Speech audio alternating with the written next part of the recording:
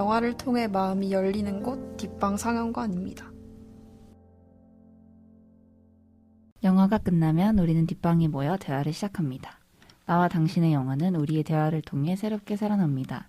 영화를 통해 마음이 열리는 곳 비밀스러운 뒷방으로 여러분을 초대합니다. 안녕하세요. 이번은 특별히 부산국제영화제 특집입니다, 여러분. 이미 물론 공지를 통해서 알고 계셨겠지만 그래서 지금 한 명씩 소개를 해볼까요? 네. 뭐라? 그냥 인사 누가 안 해요, 왔다고. 인사. 우리 출석 체크. 출석 체크. 아토믹입니다. 나임이에요. 줄라이입니다. 네, 안녕하세요, 노랑입니다. 안녕하세요, 스카이입니다. 예. 그래서 저희 5명이 부산국제영화제를 다녀왔는데요. 갔다 와서 우리가 좋았던 영화들, 추천해주고픈 영화들, 졸렸던 영화들 마구마구 다 이야기해드릴 예정입니다. 히히히. 그러면은 돌아가면서 얘기를 해볼까요? 첫 번째로 얘기하고 싶은 사람.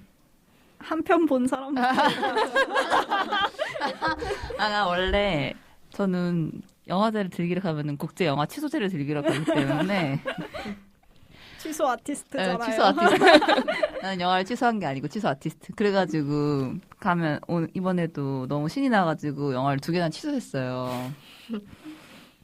그러고서 이제 한 영화 봤는데 그 블루 아일랜드라는 홍콩 민주화 운동에 대한 다큐멘터리를 봤습니다. 제가 이번에 영화 3가지를 골랐던 기준은 절대 2시간이 넘어가지 않을 것이었는데 그거에 부합하는 다큐멘터리였고 기준이 그거밖에 없었나요? 네. 그거밖에.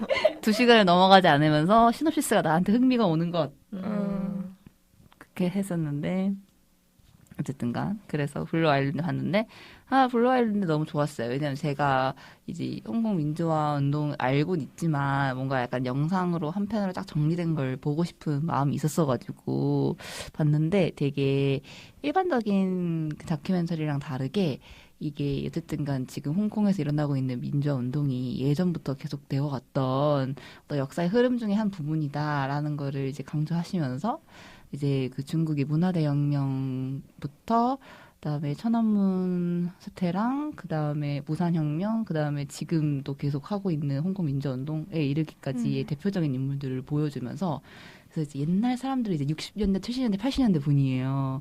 이분들이 실제 했었던 일들이나 행적을 지금 현재 민주화운동에 참여하고 있는 대학생, 완전 어린 친구들이 재연을 하면서 그때의 마음을 한번 생각을 해보면서 나는 지금 그럼 어떻게 할 것인가 하고 이제 실제 그 사람들과 만날 수 있는 기회도 만들어줘요, 감독님이 막.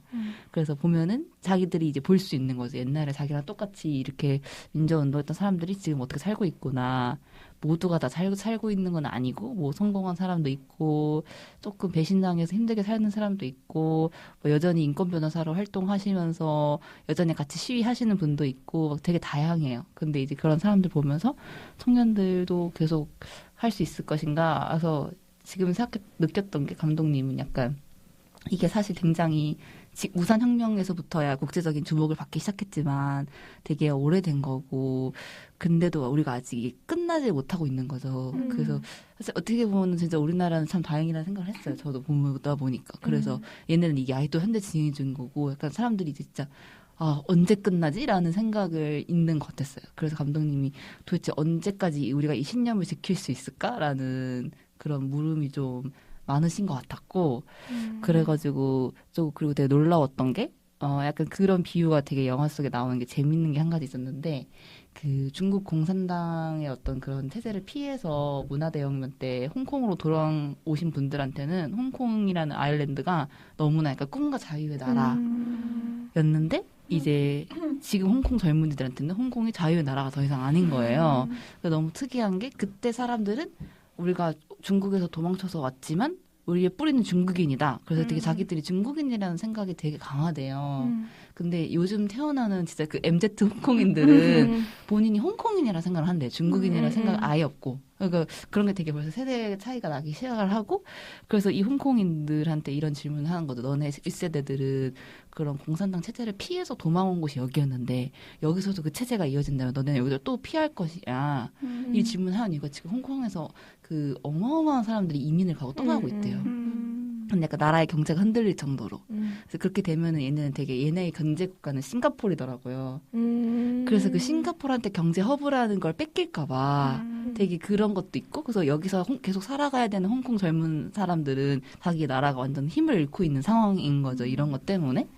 그래서 이제 수많은 사람들이 이민을 다 떠나버리고 하는데, 그래서 막 그 바다를 건너서 홍콩을 도망쳐온 할아버지랑 얘기를 하면서 나는 내 나라를 버리고 어떻게 보면 도망쳐온 건데 너네도 똑같이 그렇게 할 거냐? 그럼 또 학생들은 우리는 남아서 홍콩을 좀 지켜야 되지 않을까, 나라를 바꿔야 되지 않을까라고 생각을 하면서도 뭐 수많은 젊은이들이 이탈하고 있는 그런 상황 이런 걸 막 되게 보여주더라고요. 그래서 생각보다 홍콩이 진짜 지금 쉽지 않구나 하는 것도 많이 느꼈고 되게 신기했어요. 홍콩에 4년제 대학교가 8개밖에 없대요. 그래서 그 8개 대학에 총학습연합이 있어요. 그거에 총학생회장이 항상 그 지식인 대표로서 민주화 운동을 주도를 하는 거더라고요. 그래서 그거를 80년대에 했던 사람이 케네스 램이라는 사람이 나오는데 그 사람이 이제 지금은 인권 변호사 돼가지고 지금 이제 민주화 운동 하다가 감옥 갈 것 같은 애들을 변호해주는 일을 해요. 근데 이제 결국엔 판결은 다 어차피 감옥에 가요. 그래서 막 그런 걸 하는데 그래서 뭔가 약간 이게 단지 딱 그 지금 젊은 대학생 애들만 얘기만 보여주는 게 아니라 역사를 전체적으로 다 보여주니까 되게 그 변천사가 와닿고 홍콩 사람들의 어떤 정체성이 더 이해가 되고 여기 이렇게 됐었구나가 한 번에 제 머리로 이해가 되니까 약간 다음에 다른 여기 홍콩이나 중국 쪽 영화를 볼 때 조금 더 이해가 좋겠다 라는 생각도 들어서 너무 좋았는데 마지막에 살짝 너무 감정적으로 가가지고 그건 조금 아쉬웠다. 어쨌든 추천드리고 싶은 영화입니다. 제목이 블루 아일랜드라는. 그래서 이 감독님이 천쯔완이라는 감독님인데 이 감독님도 나이가 너무 어려요. 20대 초반이에요. 25살인가? 하여튼 엄청 어려요. 근데 보니까 우산혁명에 대한 영화만 만드셨네요. 네. 그게 첫 장편 다큐멘터리고 두 번째가 이거. 그래서 감독님도 약간 어쨌든 간 이걸 누군가는 기록을 해야 된다는 생각을. 그러니까 왜냐면 이게 좀 무서운 게 그 공산정부에 있으면 이런 것들을 다 정부가 다시 쓰잖아요. 그렇기 때문에 그 운동을 한 사람들의 시각에 있어서도 기록물을 쓴 게 필요하다는 그런 것 같아요. 그리고 확실히 이거 운동하는 사람들도 젊은 세대들이기 때문에 영상으로 기록하는 게 전혀 낯설지 않은 세대들이라서 뭔가 그 당사자들이 운동을 하면서 다큐를 만드는 그런 경우들이 많은 것 같더라고요. 맞아. 그래서 뭐 그냥 70%가 20, 30대였다고 했나? 그렇다고 하더라고요. 그 민주화운동에 참여하고 그 뭐 범죄인인도법 반대하고 할 때 그 했던 게 70%가 그리고 20, 30대. 고등학생, 중학생들이 이게 처음에 거의 시작된 게 학교에서 중고등학교에서인가 약간 교육을 어떻게 받을 것인가 중국식 교육 같은 걸 할 건가 중국 교육을 시킨다고 해가지고 그것 때문에 학생들이 좀 투쟁하는 거에서 좀 촉발된 부분들이 있어서 되게 어린 세대들이 운동을 하는 걸로 많이 주목을 받았던 것 같아요, 초반에. 근데 걔네들이 이제 대학생이 되고 당도 만들고 했는데 그 당이 뭔가 많이 선출도 되고 했는데 약간 중국 정부에서 그 뭔가 선언을 제대로 안 했다던가 국회의원 되면 국회의원 선서 같은 걸 처음에 하는데 그걸 뭔가 제대로 안 했다는 이유로 박탈을 시킨다던가 자격을 뭔가 약간 그런 식으로 좀 되고 있는 것 같더라고요. 근데 저는 들으면서 생각이 난 또 다른 다큐멘터리가 있는데 그 강유가람 감독의 우리는 매일매일이라는 다큐가 있어요. 근데 그 다큐도 이거랑 조금 비슷한 시도라는 생각이 든 게 그게 2016년 이후로 한국의 페미니스즘 운동이 다시 리부트 됐다는 얘기들이 많잖아요. 근데 그 강유가람 감독은 90년대 영페미니스트 운동을 같이 했던 그 세대였나 봐요. 그래서 10년대 이후에 페미니스트로서 정체성을 자각하고 운동을 하는 여성들은 뭔가 우리에겐 계보가 없고 우리가 처음 하는 사람들처럼 것처럼 이렇게 생각을 하는 경우들이 많았는데 아. 약간 시국팸이라는 다큐를 만들면서 그런 생각을 하셨다고 하더라고요.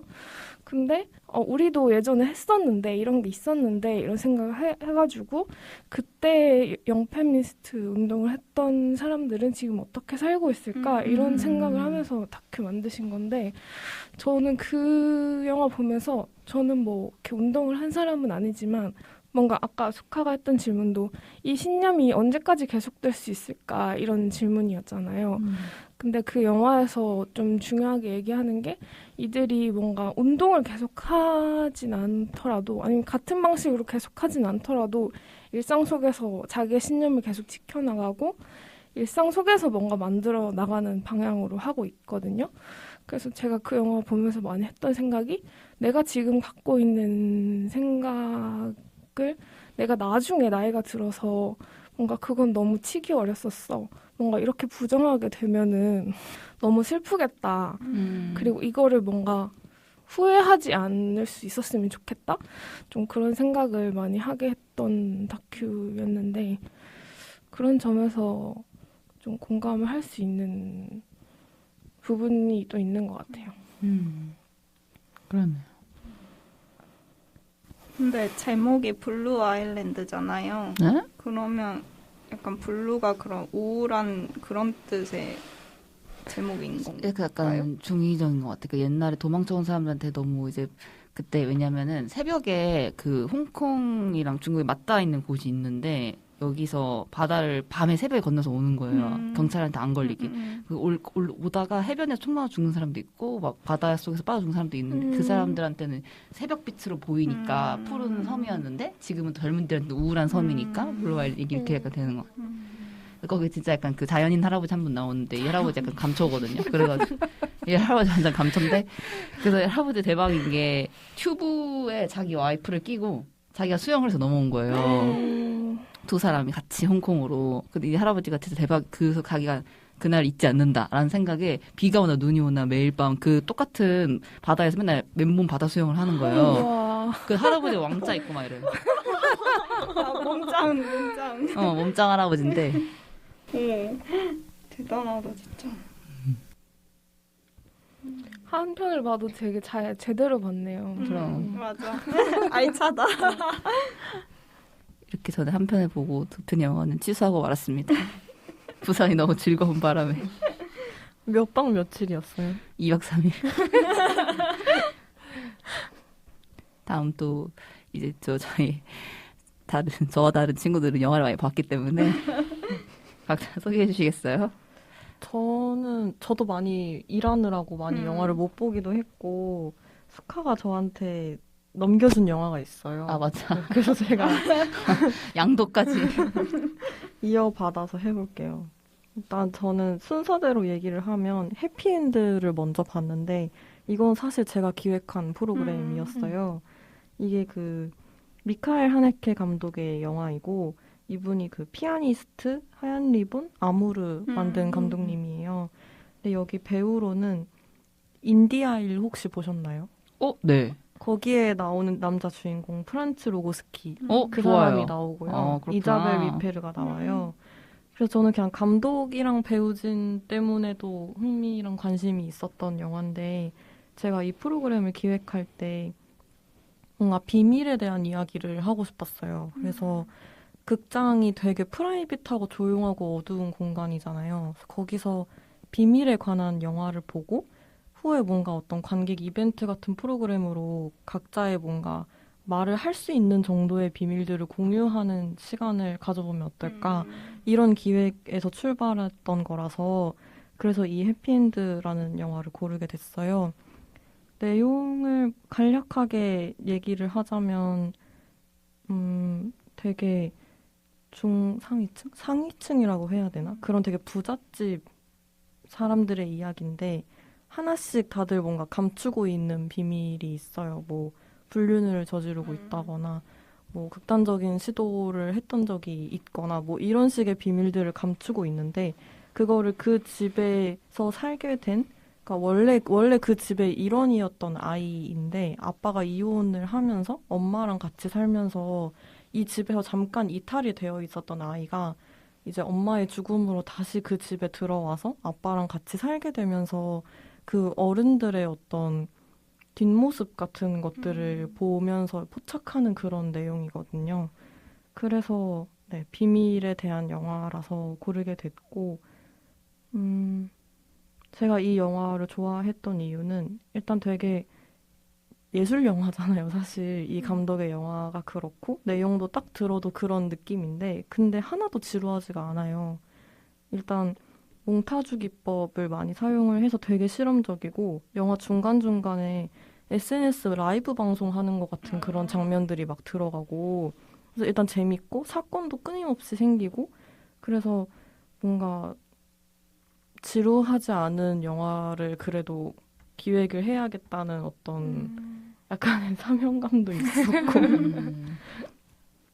네, 그래서 기획을 하게 됐는데 근데 생각보다 관객분들이 너무 어려워하시고 그러는 거예요. 근데 제가 또 따로 맡았던 프로그램이 또 한글날 때문에 말모이라는 영화를 또 하는 게 있었는데 그건 제가 기획한 건 아니고 그냥 일만 도와주는 거였어요. 근데 저는 그 영화를 혼자 집에서 봤을 때는 약간 심파적인 느낌이 강하고 이래서 그렇게 좋아하는 영화는 아니었거든요. 근데 극장에서 사람들 반응이 너무 좋은 거예요.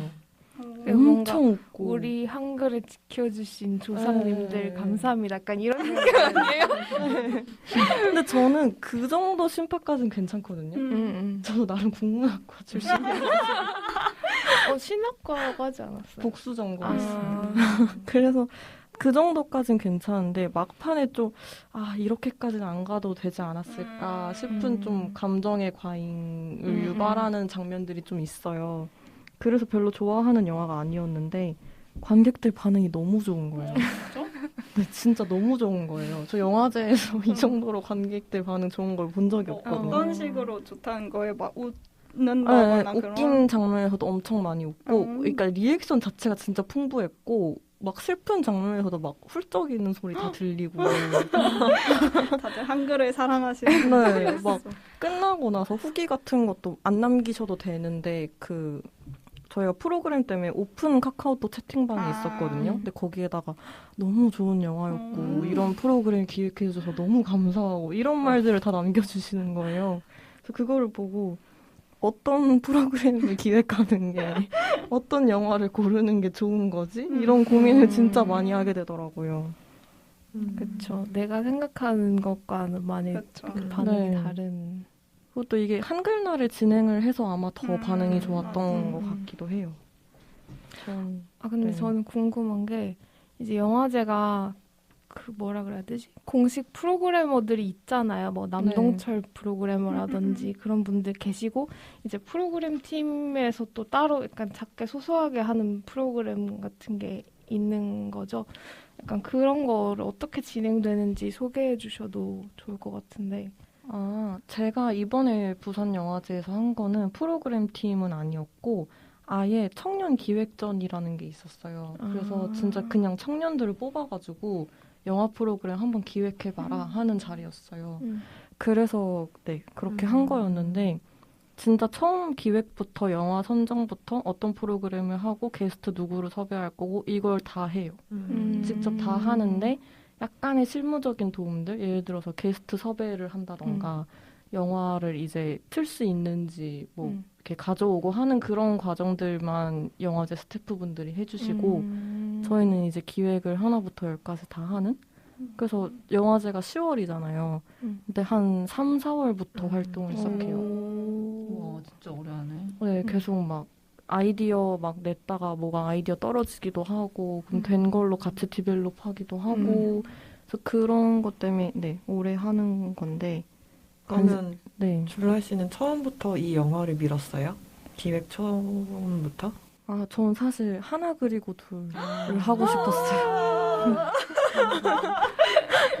그게 딱 진짜 뭔가 말을 할 수 있는 정도의 비밀인 것 같아서 그래서 하나 그리고 둘을 하고 싶었는데 좀 영화가 길기도 하고 뭔가 그래도 이게 저희가 이런 커뮤니티 비프, 청년 기획전 이런 것들은 예전에 이미 상영을 했던 영화들을 다시 트는 거지 새로운 영화를 가져오는 게 아니라서 웬만하면 그런 OTT 서비스에 없는 영화를 하는 게 좋겠다. 그지. 그래서 뭐 그런 조건들도 있다 보니까 그렇게 선정을 하게 됐었어요. 네, 예전에 프로그램 팀에서도 일하신 적 있지 않아요? 맞아요. 그러면 프로그램 팀에서 하게 되는 일은 뭐예요? 본인이 개인적인 궁금증 아니에요? 아, 이런 게 궁금하실 맞아. 수도 있으니까. 근데 이게 제가 너무 작은 영화제에서 일을 해가지고 일을 좀 많이 하긴 했어요. 보통 영화제에서 프로그램 팀이 그렇게 많은 일을 하진 않을 건데 일단 제가 했던 업무는 들어가자마자 자막을 만들었어요. 에? 보통은 외부에 맡기거든요. 그러니까. 근데 너무 작은 쪽이었어서 저희가 영미권의 영화들은 직접 자막을 만들고 뭐 동남아시아 이런 국가 거는 번역가한테 맡긴 다음에 저희가 그걸 다시 뭔가 번역을 하는 그런 과정이 싱크도 맞춰요? 네. 직접 그 프로그램 다 아이고. 돌리면서 하는 거예요. 미쳤다.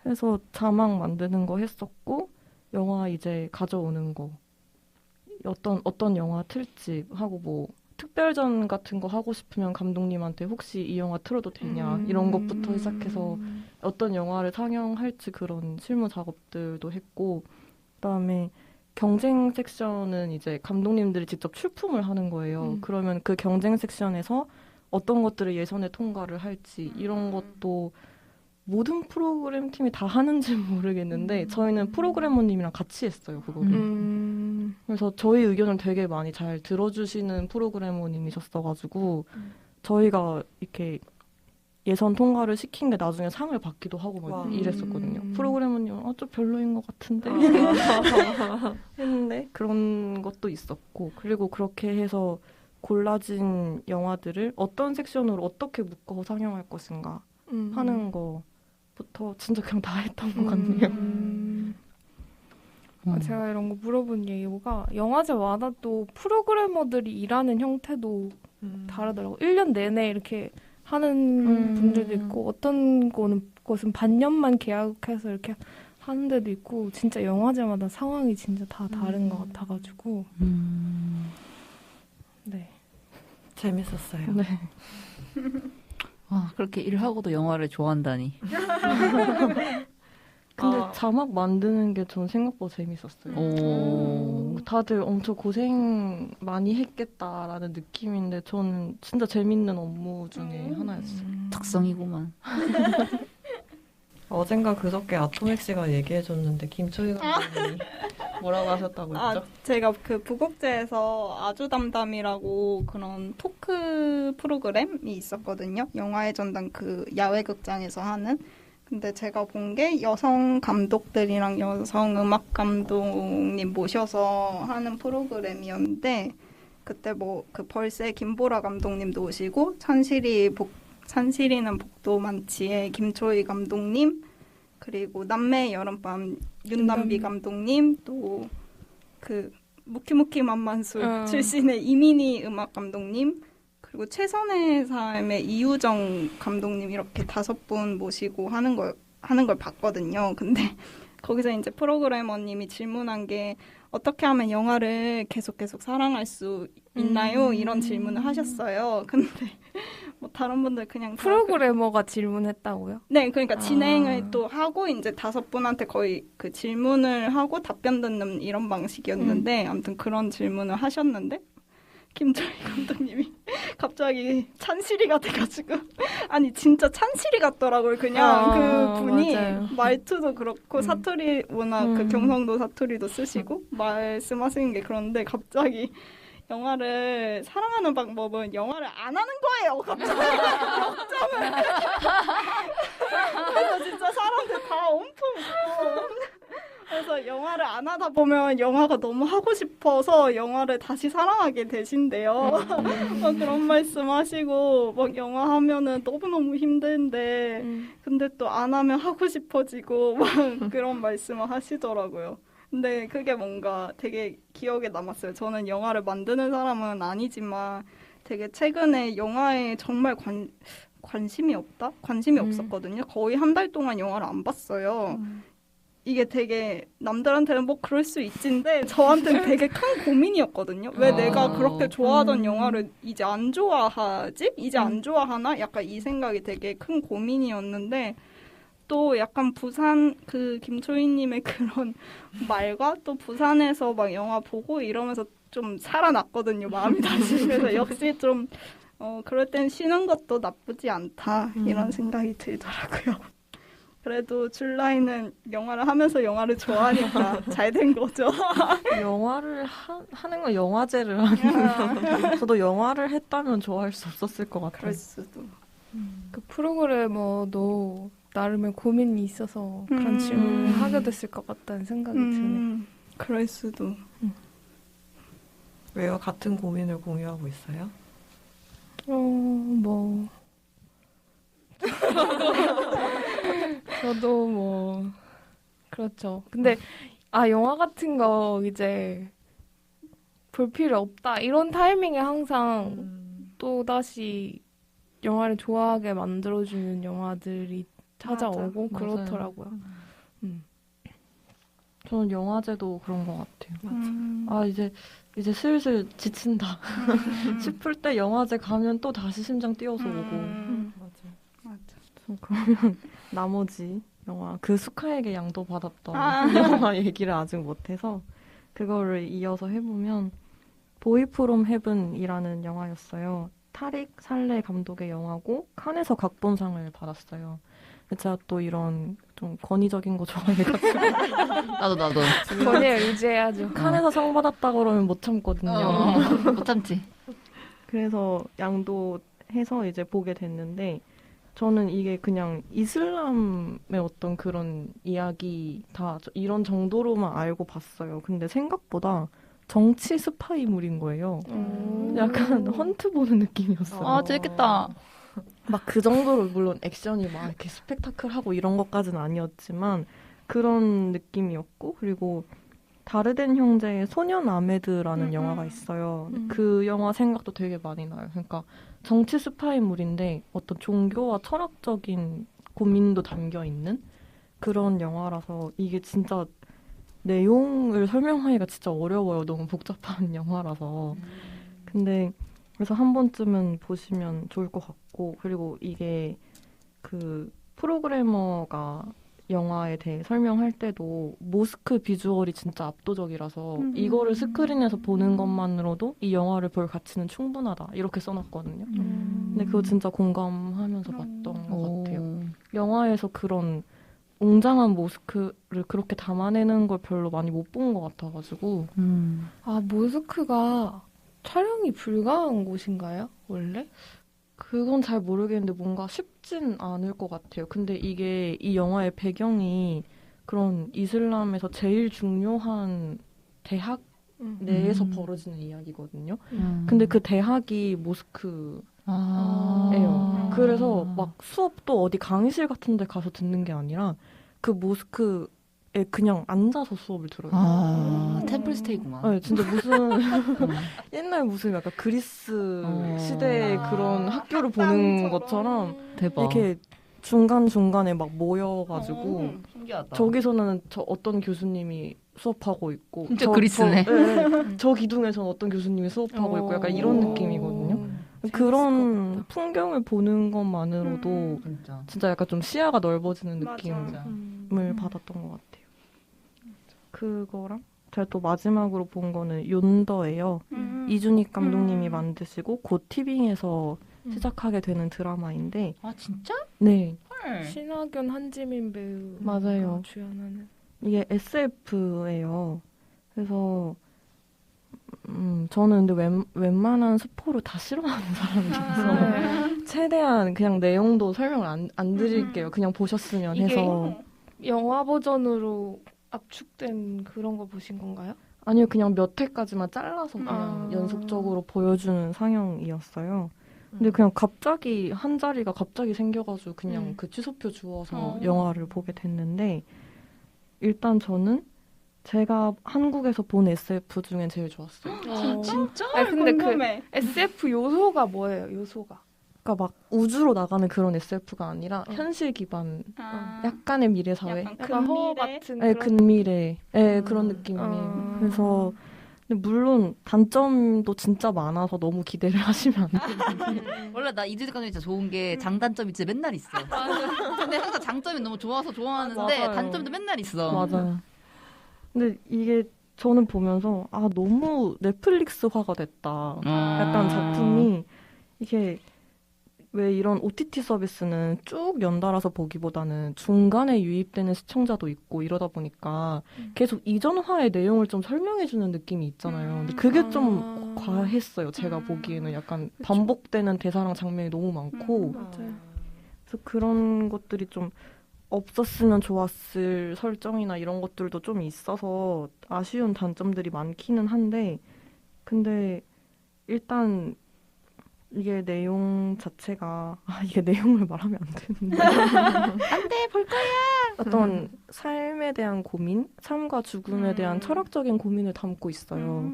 근데 그런 걸 이준익 감독님이 진짜 잘하시잖아요. 그래서 그것도 좋았고 배우분들의 연기도 진짜 너무 좋아요. 신하균 배우의 연기가 이 장면에서 이렇게 연기할 것 같은데 하는 거 있잖아요. 그거랑 다 다르거든요. 연기를 보면은. 그래서 더 몰입이 되고 이 설정들이 다 진짜 같고 그런 느낌이 신하균 배우 덕분에 있었던 것 같아요. 아니 여기 뭐 윤도는 사별한 아내를 그리워하던 남자가 죽은 아내로부터 자신을 만나러 오라는 메시지를 받고 일어나는 이야기를 그린다. 이런 소개가 있는데 이런 것조차 말하면 안 되는 수준인가요? 아니 왜냐면 저는 진짜 아무것도 모르고 봐서 더 좋았거든요. 진짜? 네. 진짜 아무것도 예상을 못하고 배우분들도 어떤 분들 나오는지 아예 모르고 봤어요. 그래서 저는 더 재밌었어가지고 그래서 추천을 하는데 배우 한 분 더 말씀드리자면 정진영 배우가 나와요. 못 참지.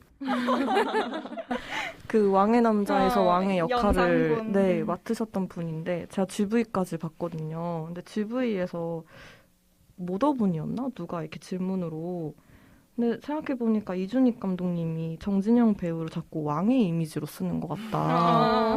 이번 작품에서도 약간 그런 대표의 그런 자리이어서 어떤 세계의 왕 같은 느낌이 있거든요. 그래서 이렇게 뭔가 쓰시게 되는 이유가 뭐냐 했더니 이준익 감독님이 고민을 하다가 자기 지금 깨달았다고. 한 번도 그렇게 생각을 못 해봤는데 자기는 정진영 배우를 볼 때 어떤 흔들리는 사람의 이미지가 있는데 그게 자기가 생각하는 왕의 이미지라서 그럴 때 정진영 배우를 떠올리게 되는 것 같다라고 하시는 거예요. 그 답변이 너무 좋은 거예요. 말도 멋있게 하시네요. 그렇죠. 그거랑 진짜 GV 때 감독님이랑 배우분들이 하신 답변들이 다 너무 좋았는데 한지민 배우는 앞으로 자기 남은 생에 길잡이가 되어줄 작품을 만났다. 그러니까 뭐 연기 인생에 이게 아니라 그냥 진짜 본인 인생에서 어떤 삶과 죽음에 대한 고민을 할 때 이 작품이 뭔가 도움이 되어줄 것 같다. 이런 얘기를 하셨고 그리고 아다.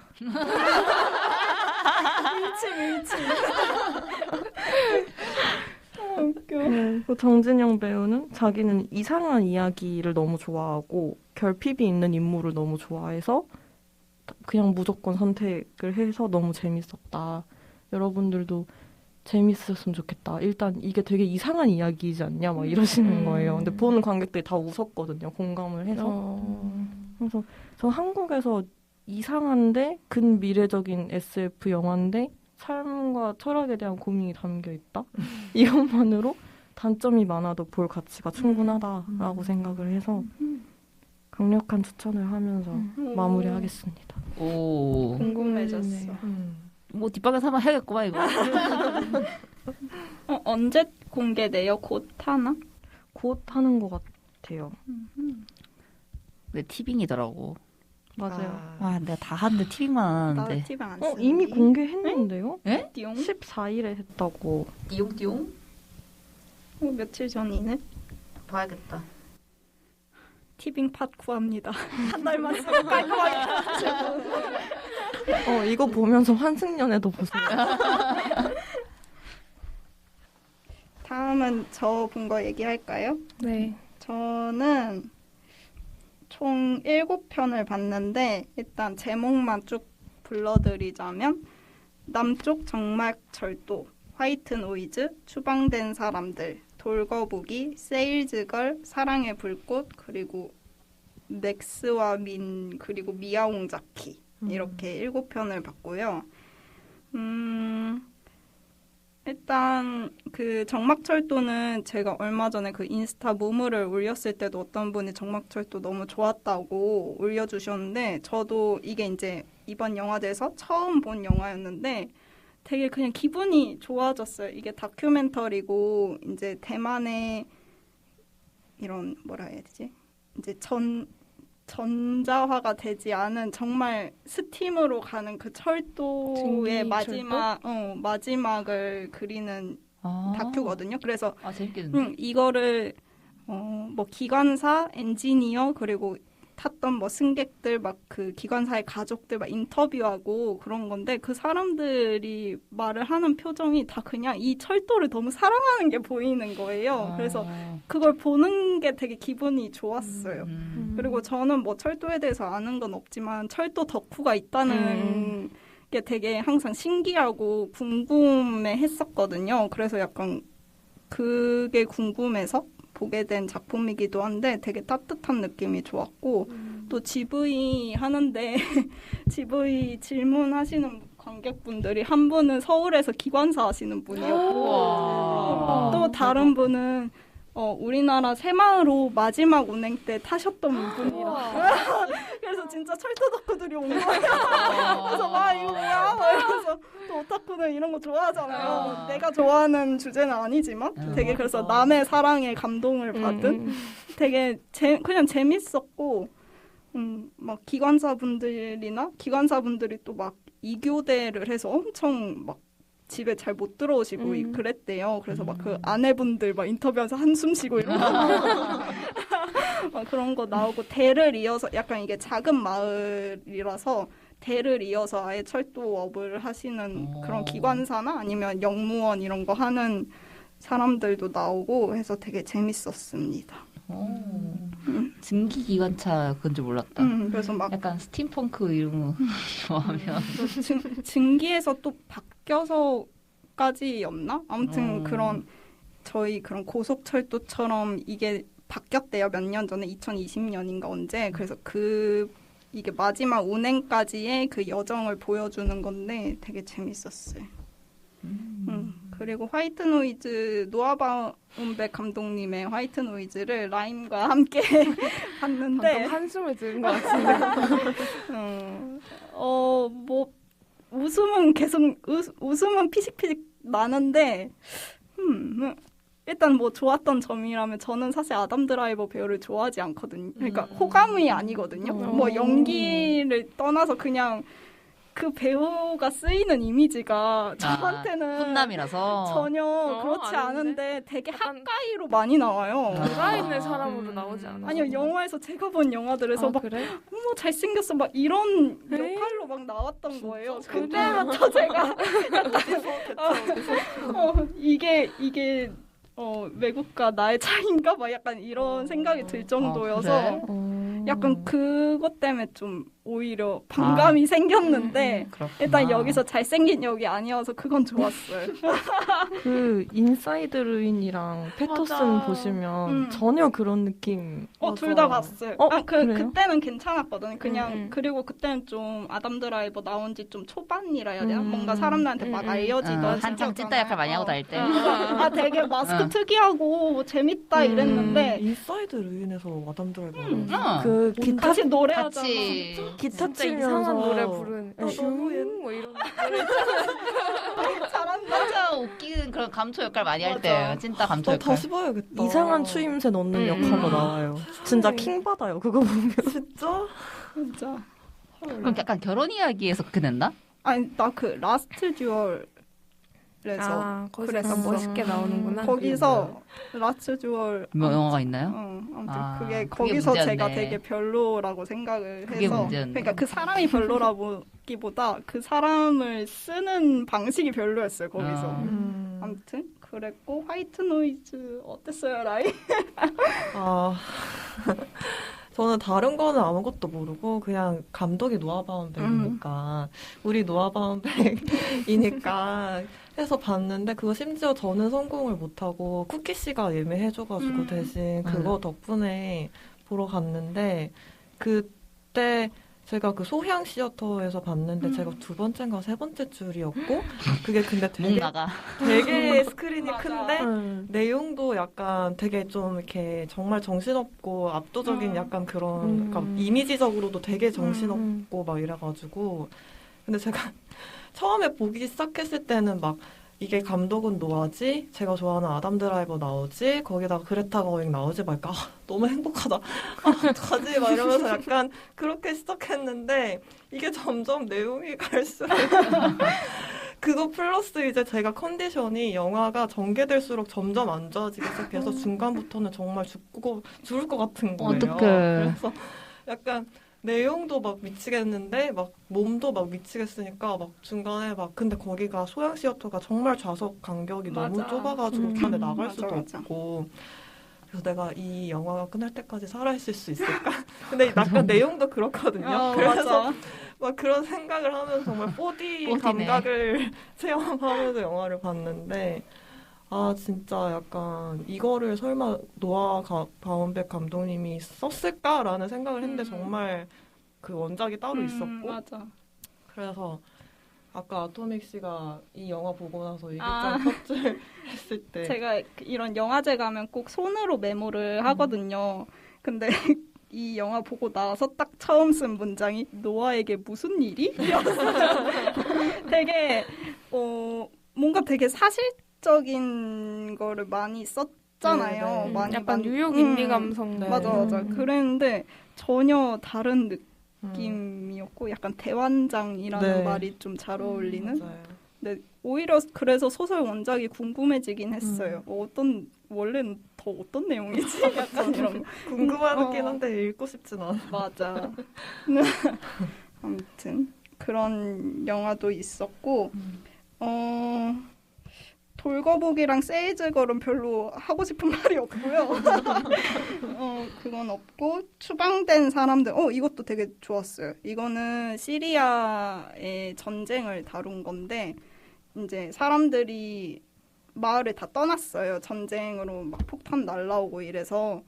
근데 이제 한 가족은 아빠가 무조건 이 집을 우리는 지켜야 된다 해서 계속 꾸역꾸역 남아있는 상황이었는데 그래서 폭격을 맞아서 막 천장에 구멍 뚫리고 벽에 구멍 뚫리고 이랬는데도 아빠가 거기다가 꽃이불로 이렇게 막 커튼처럼 만들어 놓으면서까지 버틸라고 하는 거예요. 근데 이제 그 딸의 방에 10대 딸의 천장에 구멍이 생겼는데 이제 이웃집에 아직 남아있던 어떤 남자애가 이제 같은 학교 다녔던 남자애가 그 옥상에 올라와서 밧줄을 이렇게 내려줘서 그걸 여자애가 타고 올라와서 둘이 옥상에서 그냥 얘기하고 막 이런 되게 풋풋하기도 하고 좀 전쟁의 상황이지만 약간 동화 같은 느낌도 나는 연출도 그렇고 얘기도 그런 건데 되게 재밌었어요. 재밌고 좋았고 제가 또 좋아하는 영화 중에 앨리스의 하늘 아래라는 영화가 있거든요. 그거는 이제 레바논 전쟁을 좀 다룬 건데 그것도 좀 동화 같은 면이 있는 그런 영화라서 그 영화도 좀 생각났고 추방된 사람들 되게 기대보다 훨씬 좋았어요. 그리고 사랑의 불꽃은 제가 정말 사랑하게 됐는데 이거는 이따 추천작도 따로 말할 때 더 자세히 얘기를 해보겠습니다. 아니가 그냥 지금 빨리 얘기해도 돼요. 지금 얘기할까요? 사랑의 불꽃은 다큐멘터리인데 그 프랑스의 화산학자 부부가 있었어요. 그래서 그분들이 당시에 약간 80년대 이럴 때 찍어뒀던 사진과 영상들을 이제 재조합해서 만든 다큐고 뭐 중간중간에 약간 콜라주된 그런 애니메이션 같은 것도 나오고 되게 알차고 재밌게 잘 만들었어요. 좀 아기자기한 느낌이 있는 영화였는데 이 영화가 나레이션으로 진행이 되거든요. 근데 목소리를 듣는데 너무 미란다 줄라이 감독이 생각이 나는 거예요. 그리고 워낙 그런 나레이션 하는 걸 많이 썼잖아요. 그래서 되게 목소리도 왜 미란다 줄라이 같지? 이랬는데 마지막에 엔딩 크레딧 올라가는데 나레이션이 진짜 미란다 주가였던 거예요. 그래서 그때 내가 좋아할 수밖에 없었구나 약간 이러고 음악도 되게 다양하게 많이 썼는데 음악 사용이 약간 과할 때도 있긴 했는데 어쨌든 제가 좋아하는 노래도 많이 나왔고 막 그 소피아 코폴라 감독님의 처녀 자살 소동에 나온 그런 노래도 나오고 그리고 그 노래가 에어라는 이제 프렌치 듀오라 해야 되나? 아무튼 맞아. 그 프렌치 아티스트의 노래인데 그분이 음악 감독을 하겠더라고요. 아 진짜? 그건 그래가지고 좀 놀랍네요. 그래서 내가 좋아하는 황금 것들에 조합이네. 약간 집합이 있었구나 진짜. 싶었고 그냥 화산의 이미지 자체가 되게 좋았어요. 사실 화산이 정말 터져서 뭐 인명사고 이런 것도 나오긴 하는데 그게 되게 누구한테는 정말 자연 재해잖아요, 그냥. 근데 그 사람들한테는 뭔가 정말 매력적인 것이기도 하고, 그래서 그 사람들도 고민을 했고, 우리는 화산을 찾아다니고, 화산을 사랑하지만, 누군가는 이것 때문에 죽어간다는 게 되게 그 사람들의 고민이기도 했고, 그분들도 이제 화산, 연구하러 가서 이제 거기서 두 분이 같이 돌아가시게 되거든요, 결국은. 그래서 막 그런 그분들의 일대기를 보여주는데 사실 이것도 정막철도처럼 그분들은 화산 덕후인 거잖아요. 그래서 저는 이런 얘기 확실히 좋아하는 것 같아요. 너무 좋았어요. 좋구만. 계속 영업을 당하고 있어. 사방에서 이 영화 봐야겠다, 이 영화 봐야겠다. 라임은 저요? 저는 금요일부터 보기 시작했는데 저도 본 순서대로 말을 하면 금요일 날 도착하자마자 역에서 이동해서 바로 영화관에서 본 영화가 슈퍼8 시절이라는 다큐멘터리였는데 우리나라에서 그 단순한 열정이라는 소설로 유명한 아니 에르노 작가가 감독이에요. 근데 사실 이거를 찍은 거는 전 남편인 필립 에르노 씨인데 1972년부터 1981년까지 필립 에르노 씨가 슈퍼8 카메라로 촬영한 그 필름 영상들을 이제 아들인 다비드 씨와 함께 편집해서 만든 자전적인 다큐멘터리인데 그래서 내레이션으로는 이제 에르노 씨의 그런 말들이 깔리고 이거를 아니 에르노 씨는 어느 프랑스 가족의 10년, 한 가족의 아카이브이자 1968년 이후 10년 동안의 여가 생활이나 삶의 방식이나 중산층의 꿈 등에 대한 증언이라고 보면 된다라는 말씀을 하셨는데 그냥 정말 딱 그렇고 근데 제가 원래 영화제 가면은 극영화도 좋아하지만 다큐멘터리를 되게 좋아해요. 거기에 담겨있는 그냥 정말 물론 이야기 극영화도 살아있는 거라고 볼 수 있지만 다큐멘터리는 정말로 현실에서 일어났던 것들을 담고 있으니까 거기에서 느껴지는 되게 이렇게 더 뭔가 이렇게 공명하는 감각들을 되게 좋아하는데 그래서 사실 제가 단순한 열정도 읽었는데 이 작가님의 삶은 어땠을까가 되게 궁금했어가지고 본 것도 있었는데 정말 아쉽게도 제가 막 새벽에 일찍 일어나서 부산에 오고 막 이랬다 보니까는 첫 영화가 오고 해서 막 정말 대차게 졸았어요 중간에. 근데 졸기 시작하는 그 지점에 정말 나는 안 졸고 싶어서 되게 버텼는데 결국에는 한참 이렇게 새카맣게 잠들어 있다가 다시 이렇게 눈을 떴을 때쯤에 그러니까 초반부랑 한 3분의 1쯤은 중반에 좀 졸고 다시 후반부에 다시 깨서 끝까지 봤는데 그런데도 뭔가 영화 한 편을 다 본 것 같은 기분은 들고 그냥 뭔가 조는 것도 영화적인 경험이니까. 맞아요. 꿈속에서 계속 뭔가 헤매면서 에르노 씨의 목소리와 함께 잠들면서 뭔가 듣고 있었어요. 그래서 그 감독님이랑 남편이랑 자식들과의 그런 일과 작가로서 느끼는 어떤 그런 건가. 근데 제가 뭔가 너무 졸았어서 자세한 내용은 말을 못하겠는데 그냥 그 영상에서 그 오래된 필름 영상에서 느껴지는 그리고 내가 소설로 만났던 이 작가가 살아 움직이는 그의 집과 그의 자식들과 그들이 함께 뭔가를 하고 있는 그런 모습들을 볼 수 있다는 것 자체가 되게 귀한 경험이었던 것 같고 그래서 언젠가 다시 볼 수 있는 기회가 온다면 자지 않고 끝까지 다시 보고 싶다라는 생각.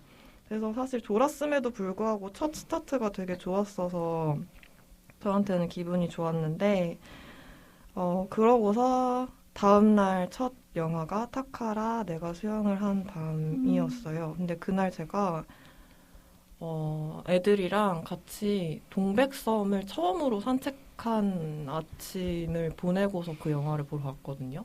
근데 제가 부산에 되게 여러 번 왔는데 동백섬을 산책한 게 너무 처음이었고 그날 날씨가 너무 좋아가지고 와 미쳤다 진짜 이 바다 뭐지 막 미쳤다 막 이러고 너무 맑은 공기 속에서 애들이랑 밥까지 맛있게 딱 먹었는데 밥을 먹으면서 저희가 삿포로의 겨울에 대한 얘기를 막 했었어요. 막 겨울 삿포로 막 가자 막 이번에 간다 막 겨울이 어떻고 막 거기 느낌이 어떻고 막 이런 얘기를 했는데 이 영화가 딱 그런 영화였던 맞아. 거예요. 그래서 되게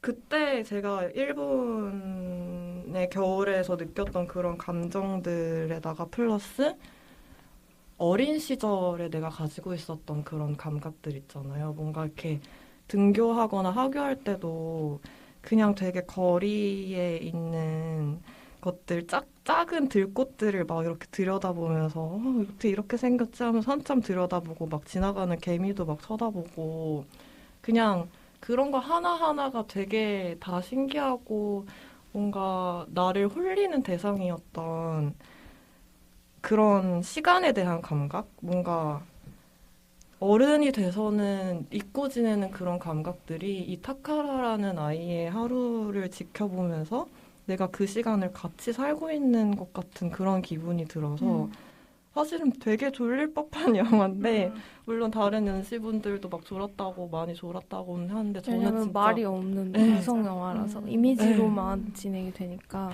거의 말이라고는 중간에 강아지 짖을 때 강아지보다 더 맞아. 크게 짖는 그 정도? 그래서 되게 졸리지 않은 게 신기한데 그냥 정말 이 아이 곁에서 내가 이 시간을 같이 살고 있는 것 같다라는 기분이 들었어서 너무너무 좋았고 보는 동안에도 되게 좋았는데 이 영화도 제가 앞에서 두 번째 줄이었는데 화이트 노이즈랑은 되게 다른 경험이었던 게 영화 보는 동안도 되게 집중을 했는데 두 번째 줄이었어서 끝나고 GV를 하는데 감독님이 코앞에 있는 거예요. 근데 그 감독님이 이게 두 감독님이 계신데 한 분은 안 나오시고 이제 일본 감독님만 나오셨는데 이가라시 코이 네. 근데 그 감독님 얘기를 하는데 제가 감독님 말씀하실 때마다 홀려가지고 너무 좋다 막 이러면서 혼자 막 사랑에 빠지고 있었거든요. 감독님 얘기 들으면서. 그리고 사실은 제가 GV 할 때마다 항상 되게 좋았던 영화들은 저도 막 이렇게 질문을 하고 싶고 막 이런데 그런 질문을 하고 싶다는 마음이 들자마자 막 떨기 시작해요. 온몸이 맞아 떨기 맞아. 시작하고 그러다가 결국에는 못하는 일도 생기는데 이 영화도 GV 하는 내내 막 뭔가 말하고 싶은데 이런 것들을 막 가지고 있다가 결국에는 말을 못하고 감독님이 마지막 마무리 인사를 하는 시간이 왔어요. 근데 그 마무리 말을 하실 때 내가 하고 싶었던 말을 그대로 하시는 거예요. 그래서 어떡해 막 이러면서 있다가 근데 어떤 진짜 말이었어요? 제가 방금 말했던 어린 시절에 대한 감각, 잊고 지냈던 그런 것들을 여러분이 다시 뭔가 느낄 수 있다면 좋겠다라는 그런 얘기였는데 근데 더 대박이었던 거는 그 영화가 끝나고 이제 그 영화를 봤던 친구랑 잠깐 거기 영화의 전당 앞에서 조니워커 하이볼 팔았잖아요. 그거 마시면서 좀 쉬다가 또 막 레드카펫 하고 있어가지고 막 저 멀리서 박은빈 배우 막 보면 달려가면서 막 예쁘다 막 이러면서 있다가 이제 저희가 잠깐 쉬려고 숙소에 돌아가려고 하는데 그 바로 앞에 공원이 있었어요. 근데 저는 영화제 여러 번 왔지만 거기를 가는 것도 처음이었던 거예요. 근데 그날따라 뭔가 거기에 서리는 빛이 너무 마법 같은 빛이 막 그 시간대에 비치고 있어서 약간 해지기 전에 그 오후에 되게 반짝반짝한 빛이 비치고 있어서 우리 저기는 걸어야 된다 이러고 숙소 가기 전에 그냥 거기를 걸으려고 같이 막 이렇게 걸어가고 있었는데 저 멀리서 타카라 감독님이 정말 무슨 영화처럼 이렇게 등장을 한 거예요, 앞에서. 그래서 제가 보고 진짜 너무 깜짝 놀라가지고 어떻게 감독님이 어떻게 막 이러면서 둘이 같이 가가지고 막 떨리는 목소리로 영어로 막 더듬더듬 저희 봤어요. 영화 너무 좋았어요. 막 다음 영화도 꼭 볼 거예요. 막 이러면서 혹시 사진 한 번만 이러면서 찍었는데 저랑 감독님을 찍어준 사진이 그 사람도 너무 떨어가지고 찍어가지고 막 다 이상하게 찍어놓은 거예요. 저도 막 엄청 떨면서 막 수줍게 막 이렇게 어깨 막 움츠러들어가지고 감독님 옆에 서 있다가 아 진짜 뭔가 마음 같아서는 같이 산책하면서 더 열심히 하고 싶었는데 용기가 없어가지고. 근데 감독님도 라임처럼 생각해서 그 공원을 간 게 아닐까 그런 생각이 드네요. 맞아. 약간 비슷한 시선인 것 같아. 통하는 게 있는 그럴 것 같아. 그래서 솔직히 그날 숙소 갔다가 다시 혹시 감독님이 아직도 있을까 이러면서 밤에 다시 한번 갔는데 결국 그게 마지막 만남이었고 그래서 그게 그냥 정말 그 감독님 만나고 나서 막 둘이서 막 진짜 막 이러고 뛰어다녔어요. 너무 좋아가지고 이거 대박이다 대박이다 이러면서 그게 너무 좋은 경험이었고 그래서 아마 이 감독님 영화는 진짜로 또 나오면은 볼 것 같아요. 왜냐하면 이 다음 작품에 대한 질문도 지부에서 나왔었는데 이거는 좀 슬픈 얘기인데 감독님 친구의 아내분이 최근에 세상을 떠나셨대요. 그래서 그 친구분을 지켜보는 마음, 그러니까 그 분의 이야기에 대한 거를 각본으로 지금 쓰고 있고 그래서 다음 작품은 그런 어떤 사랑에 대한 이야기가 될 것 같다라고 하셨는데 그래서 네 나오면 꼭 챙겨서 보게 될 것 같아요. 그러고 그 밤에 본 게 화이트 노이즈였는데 네, 대환장 스토리 속에서 마음도 몸도 갈 길을 잃고 그날 원래 친구들 뒤풀이 자리 있어서 거기 꼭 가고 싶었는데 정말 도저히 너무 압도적으로 너무 힘들었어가지고 숙소에 가자마자 잠에 들었는데 사실 그 덕분에 제가 되게 일찍 잠에 들어서 새벽에 엄청 일찍 눈을 떴어요. 그러고서 막 원래 제가 일정이 일요일까지였는데 월요일까지 더 있고 싶어서 왜냐면 어젯밤을 놓쳤잖아. 그죠. 월요일까지 더 있고 싶어가지고 기차표도 막 새벽에 막 찾아보고 영화도 막 찾아봤는데 그때 어느 멋진 아침이 딱 한 자리가 남아있었어요. 오. 그래서 제가 그 자리를 예매를 해가지고 그 아침에 보러 간 거예요. 어느 멋진 아침을. 근데 그게 저희 미아 한센 러브 감독님인데 최근에 뒷방상영관에서 베르이만 아일랜드도 했는데 저는 감독님 거 예전에 본 게 다가오는 것들이었고 그때 좋았어서 거기에다가 이제 레아 세이두 배우님이 나온다고 하니 안 볼 수가 없어서 보러 갔는데 아 진짜 그냥 되게 뭔가 아픈 영화였는데 이 감독님이 예전에도 그러셨던 것처럼 되게 힘들고 아픈 얘기를 하는데 그거를 감각적으로는 되게 담담하게 풀어내는 그런 게 있잖아요.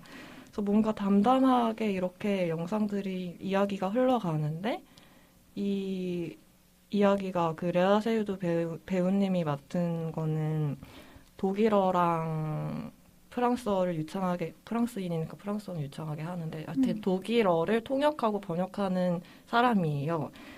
그런 직업을 가지고 있고 아버지가 병에 걸리셨는데 어떤 병이었냐면 퇴행성 질환에 걸리셔가지고 기억도 점점 잃어가고 시각도 점점 잃어가요. 그래서 옆에서 누가 항상 돌봐줘야 하는데 그런 아버지가 평생 동안 하셨던 게 공부하는 일이었어요.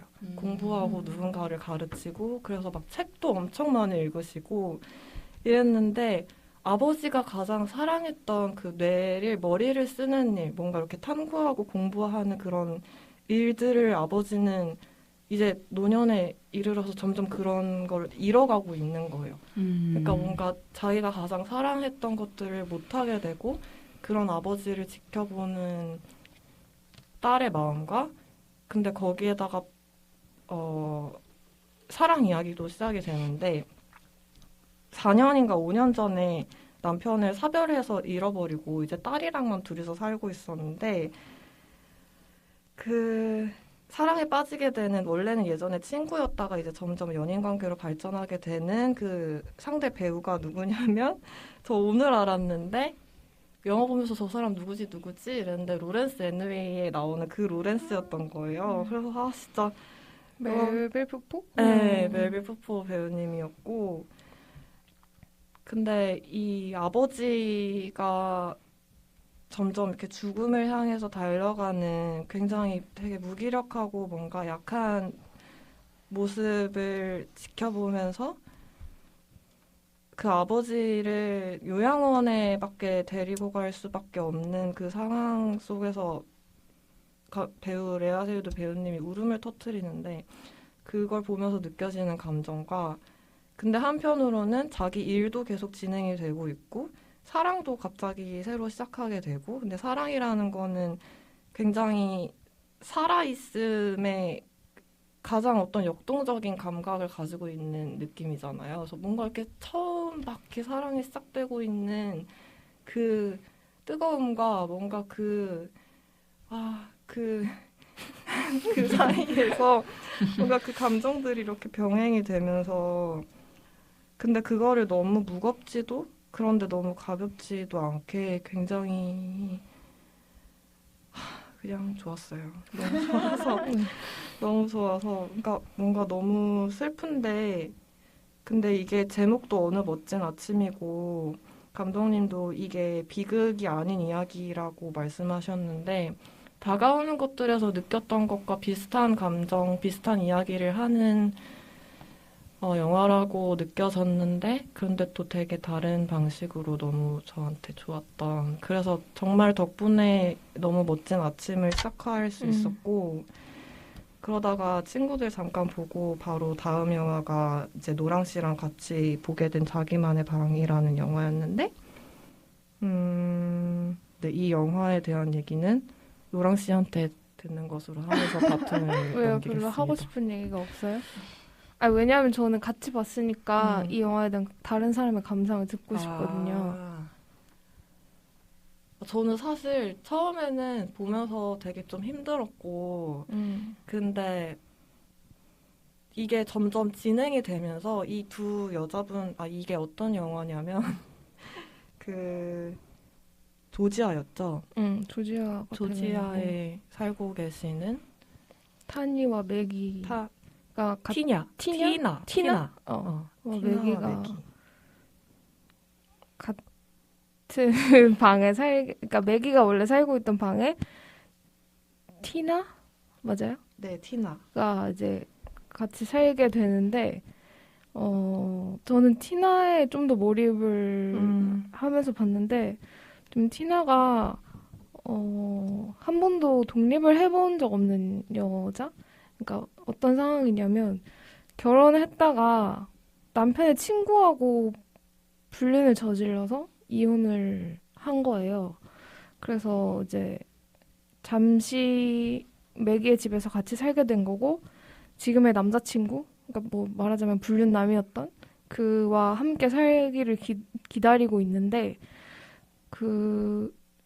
이 집 방세를 내야 되잖아요. 근데 방세도 자기가 어떻게 벌어서 내는 게 아니고 남자친구의 도움과 뭔가 위자료 같은 거를 어떻게 모아서 낸단 말이에요. 지금 직업도 없는 상태고.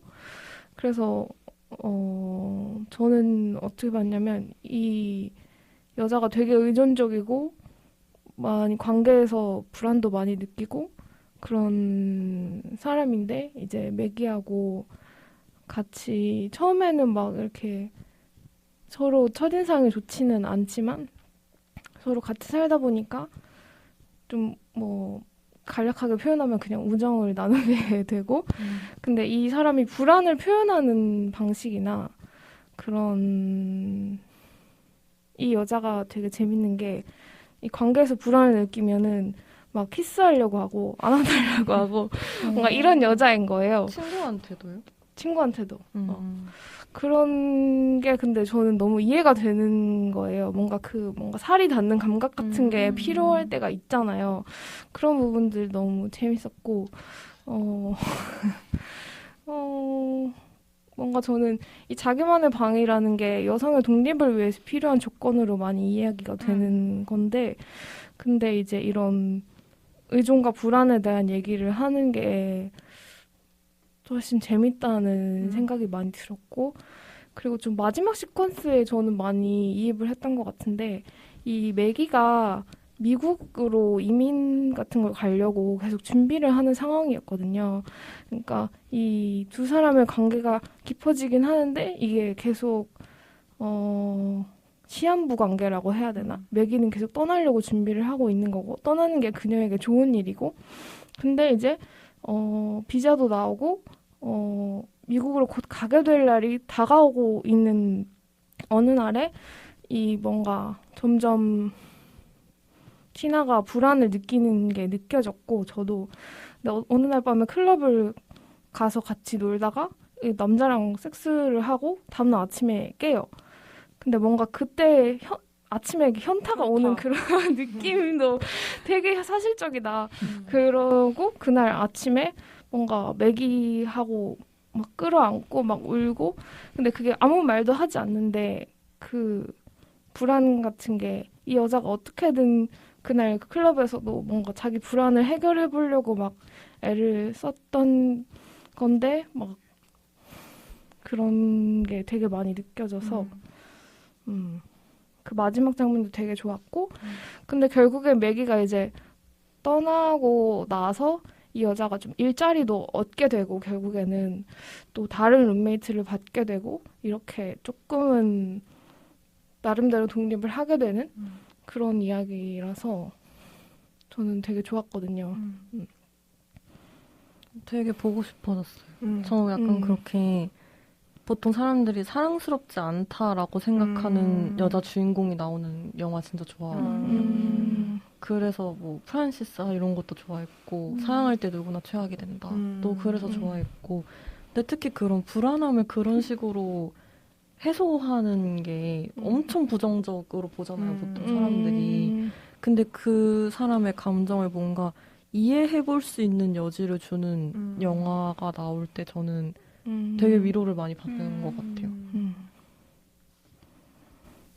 그래서 저도 되게 갈대 같아가지고 그냥 영화를 보면서는 특별한 생각은 들지 않고 뭐 근데 딱히 안 좋은 것도 아니고 그냥 이러고 왜냐면 제가 기대했던 거랑은 좀 다른 내용이었어요. 저는 막 버지니아 울프 자기만의 방 뭐 여성의 어떤 그런 뭔가 제가 생각했던 이미지랑은 되게 다른 방식으로 이야기가 흘러갔는데 근데 여성의 그 두 명의 여성이 서로 연대하고 교감을 이루기 시작하는 시점에서부터는 되게 이입하면서 봤고 그래서 마지막에 이제 GV까지 끝나고 나오는데 노랑 씨가 막 그 마지막 장면에서 느꼈던 감각이나 어떤 것들이 좋았다라고 말해줘서 저는 이 영화가 좋아졌어요. 그래서 그 내용을 토대로 뭔가 영화를 되짚어봤을 때 아 이러이러이러한 부분들이 좋았다라고 저한테 남겨졌고 왜냐면 저도 되게 자기만의 방을 얻기 위해서 투쟁하다시피 정말 그거를 위한 역사가 되게 길었는데 그 안에서 느낄 수 있는 어떤 것과 내가 독립했을 때 느껴지는 어떤 그런 감각이나 그래서 티나가 초반에서부터 그 남자와의 관계에서 보여지는 그게 너무 힘들었었는데 근데 그 이후에 이제 매기와 어떤 관계를 쌓아 나가면서 점점 조금씩 무언가가 변화하기 시작하고 마침내 매기까지 떠나가고 그 방에 혼자 남겨졌을 때의 마지막 장면에서 티나가 보여준 그 모습이 저한테는 되게 컸던 것 같아요. 그래서 저는 뭔가 조지아 영화라는 것도 조지아의 풍경이 막 많이 나오는 영화는 아닌데 좀 최근에 만화나의 가출인가? 그 조지아 영화를 또 하나 봤었는데 뭔가 그 풍경이 좋더라고요. 그래서 더 좋은 것도 있었던 것 같아요. 맞아요. 이게 그 감독님이랑 티나 역할을 맡은 배우님이 같이 각본을 쓰고 그 실제 조지아의 어떤 여성이 가지고 있는 위치나 어떤 그런 사회적 지위나 상황에 대해서도 많이 반영하려고 한 영화라고 GV에서 들었어가지고 그런 면들을 살펴볼 수 있었어요. 그러면 제가 본 영화를 다른 것들을 얘기해보면 뭔가 이 영화도 그렇고 페미니즘 영화를 또 하나 봤는데 생토메르라는 세인트 오메르 같은데 아마도 프랑스어로 이게 제목이 왜 이런지는 모르겠어요. 근데 이 영화는 어떤 소설을 쓰는 한 여성, 뭔가 여성주의 강의도 하는 그런 여성인데 이 여성이 어떤 딸을 살해한 여성의 재판에 참석하게 되면서 벌어지는 이야기인데 밝혀지는 게 이 여성이 임신을 하고 있는 상태인데 굉장히 그거에 대한 공포를 많이 느끼고 있는 상태예요. 왜냐하면 좀 자기 어머니가 굉장히 무정한 사람이었나 봐요. 그래서 자기도 그런 어머니가 될지도 모른다는 뭔가 공포 같은 게 있는 것 같고 뭔가 메데이아 이야기에 관한 소설을 또 썼거든요. 메데이아가 아마 아들을 죽이는 그런 거잖아요. 그래서 그런 거에 대한 굉장히 꽂혀가지고 이 재판을 마주하게 되는 것 같은데 저는 사실은 뭔가 너무 지적인 영화가 아닌가 좀 싶은 그런 감정적인 뭔가 그런 거에 많이 이 여성이 느끼는 감정에 많이 몰입을 하지는 못했었는데 뭔가 마지막에 변호인이 하는 변호가 있거든요. 그러니까 딸을 죽인 여성에 대한 마지막 변호가 굉장히 뭔가 이 영화가 전하려고 하는 메시지구나 싶었던 거였는데 뭔가 여성이 아이를 낳으면 그게 자기의 세포에 새겨진다고 아이를 낳는 게 끝이 아니라 뭐 그런 얘기를 하고 그다음에 모성이 없는 여성 그래서 뭔가 무정하고 나쁜 여성으로 낙인 찍혔던 여성들에 대한 변호 같은 걸로 이제 마무리가 되는 영화인데 그냥 이런 얘기가 되게 많구나 뭔가 많다는 게 그래서 뭐 지겹다거나 이런 게 아니라 뭔가 많이 이야기가 정말 폭발적으로 나오고 있구나. 그리고 저도 관심이 있는 주제이기도 해서 본 건데 막 영화가 좋지는 않았고 솔직히 말해서 그리고 자기만의 방 봤고 그 다음에 타카라도 저는 봤는데 저는 타카라 뭔가 라임이 말한 뭔가 어떤 그런 정서 같은 것도 시간에 대해서 많이 얘기해줬잖아요. 뭔가 아이들은 목적을 가지고 하지 않잖아요, 행동을. 뭔가 그런 시간성 같은 것들이 많이 느껴지는 영화였는데 저는 의외로 뭔가 이미지를 가지고 서사 실험을 하는 실험 영화 같다는 느낌도 많이 들었고 그래서 이 감독의 다른 영화들이 더 많이 궁금해져서 저도 다음 영화를 많이 기대하게 되고 서사 실험을 했다는 얘기를 듣고 갑자기 생각난 게 있는데 그 GV에서 누가 혹시 여기 나오는 배우들이 다 실제 가족이거든요. 타카라 엄마 아빠 막 타카라 누나 막 근데 이 과정에서 뭐 힘든 점이 있지는 않았냐. 왜냐면 다 뭐 전문 배우도 아니고 타카라도 엄청 어린애고 막 학교도 다녀야 되고 이러니까 그랬더니 감독님이 모든 것이 다 힘들었다. 정말 말을 안 듣는다 타카라가 막 그래가지고 갑자기 그게 생각나서 말해봤어요. 귀여워. 뭔가 저는 재밌었던 게 그 타카라가 자기가 찍은 사진을 막 돌려보는 장면들이 있거든요. 맞아. 근데 이 순서를 앞으로 한번 뒤로 한번 돌려보면서 그 뭔가 순서에 따라서 다른 이야기가 만들어지잖아요. 그런 것도 그렇고 이게 첫 이미지와 끝 이미지가 거의 똑같이 이렇게 돌아오잖아요. 뭔가 그런 게 흥미로웠던 영화였고,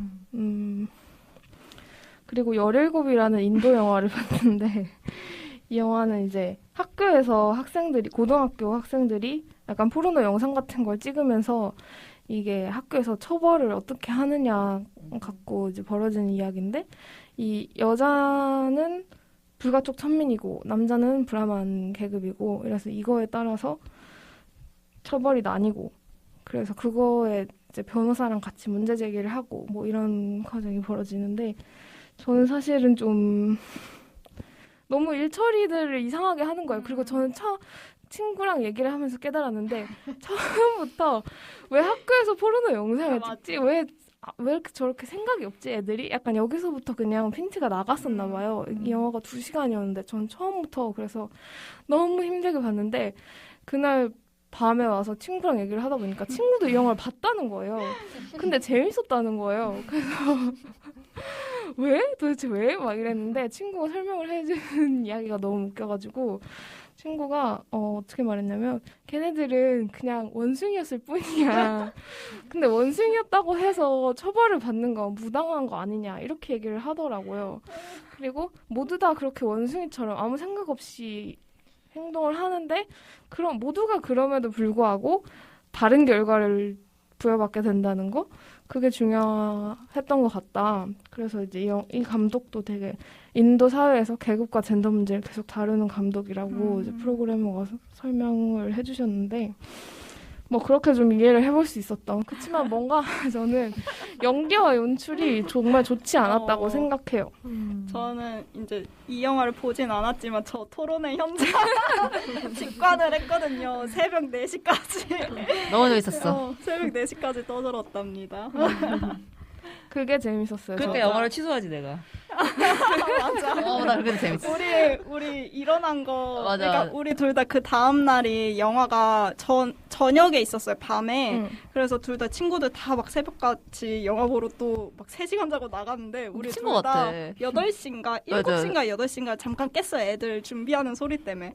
그러다가 우린 시간 많으니까 좀만 더 누워 있자 하고서 그냥 다시 잠들었거든요. 그리고 둘 다 딱 동시에 깼는데 11시인 거예요. 삭제. 기억이 없어. 잔 기억이 없는데 11시야. 그래서 브런치 먹고 맞아. 영화 둘 다 취소하고 결국 그날 영화 하나도 안 봤어.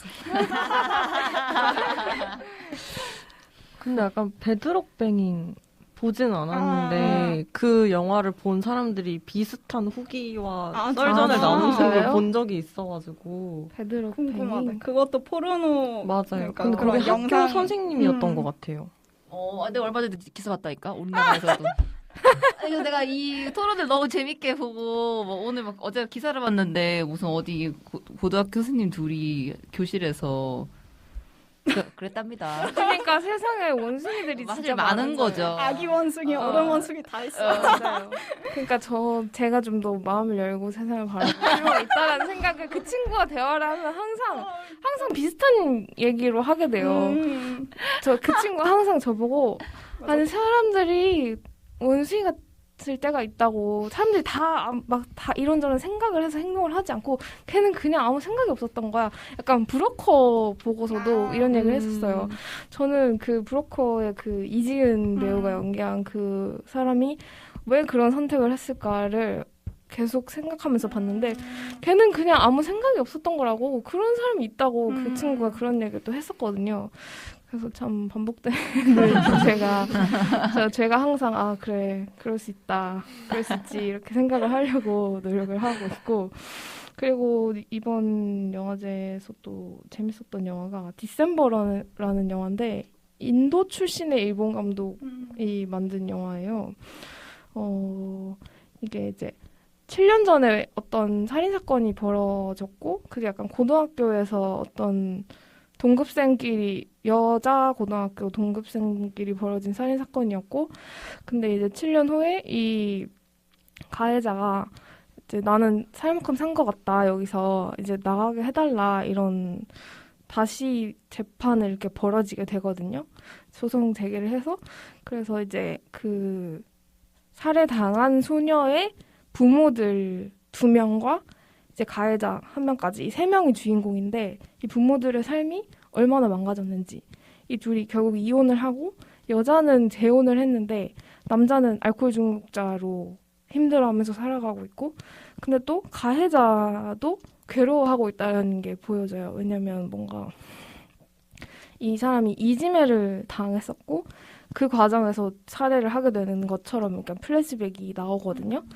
그래서 처음에는 저는 세 명이 얼마나 힘든가를 보여주는 약간 되게 익숙한 일본의 심리 스릴러 그런 느낌 있잖아요. 되게 음산하고 좀 다 보고 나면 찝찝하고 답답한 그런 영화일 줄 알았는데 근데 뭔가 인도 출신이셔서 그런지 모르겠지만 뭔가 마지막에